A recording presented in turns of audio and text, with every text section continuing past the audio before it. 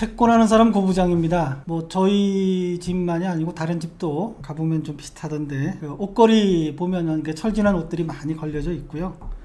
또 이게 거실에는 홈쇼핑에서 배달되어 온 물건들이 개봉도 안 된 물건들이 많이 쌓여져 있기도 합니다.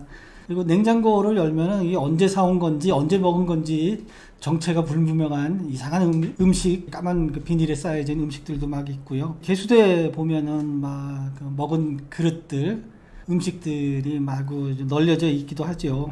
그리고 이제 필요한 물건 하나 찾으려면 온 집안을 다 뒤져도 끝내 못 찾는 경우도 허다합니다. 집안이 마구 이렇게 좀 어지럽혀져 있는데 이럴 때 필요한 게 정리를 잘하는 거죠.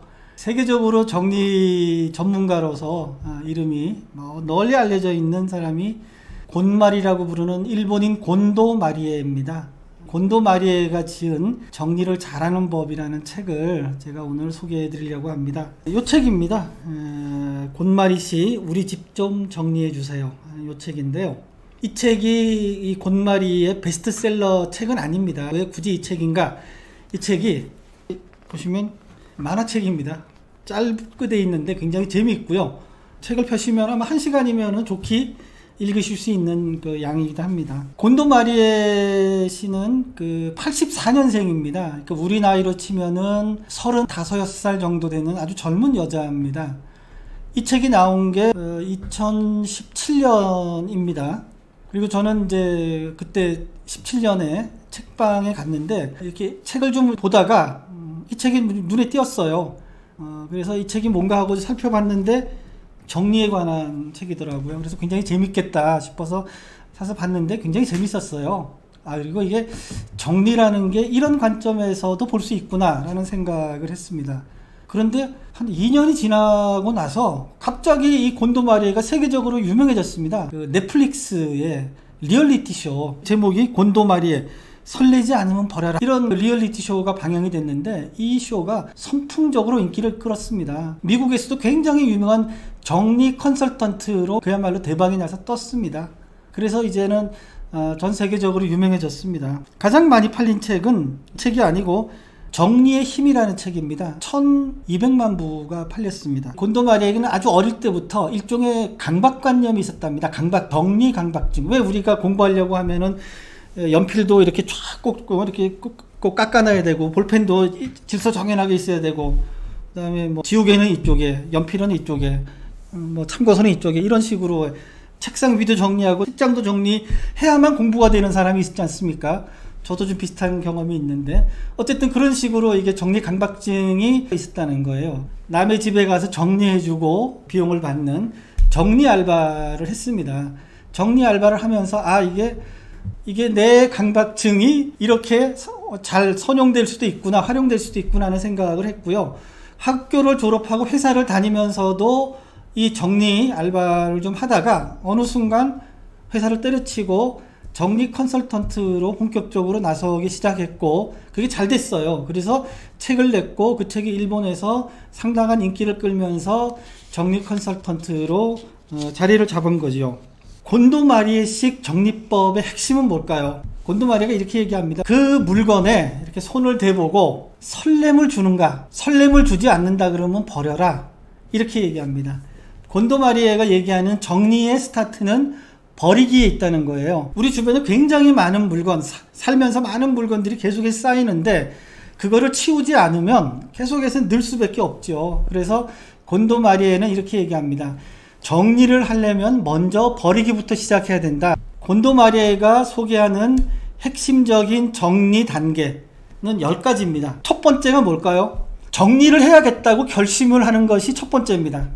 두 번째는 내 집이, 내 방이, 내 사무실이 정리가 되면은 내 삶은 이렇게 변할 거야 라는 이상적인 삶을 한번 상상해봐라. 그러면 정리를 하겠다는 욕구가 불끈 솟아날 거다. 세 번째가, 자, 그럼 지금부터 정리를 하는데 무엇부터 할까요? 버리기부터 하세요. 이렇게 얘기합니다. 네 번째가 비로소 이제 버리기가 시작되는 거죠. 버리려면 먼저 온 집안을 다 뒤져서 종류별로 늘어놓아라. 옷은 옷, 책은 책, 가정기구는 뭐 가정도구, 그다음에 주방용구는 주방용구, 이런 식으로 이렇게 쫙 늘어놓고, 첫 번째, 옷은 개고 세워서 정리한다예요.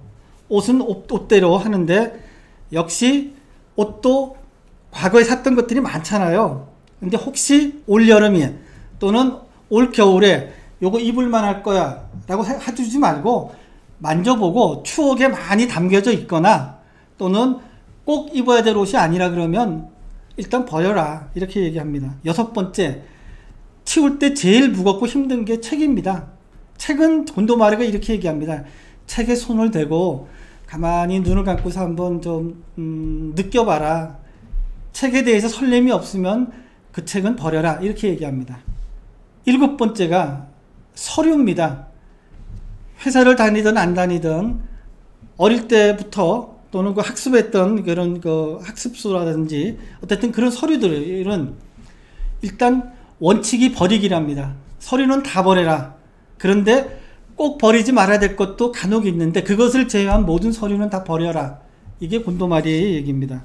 8번째, 제일 하기 힘든 게 추억의 물건이라는 거예요.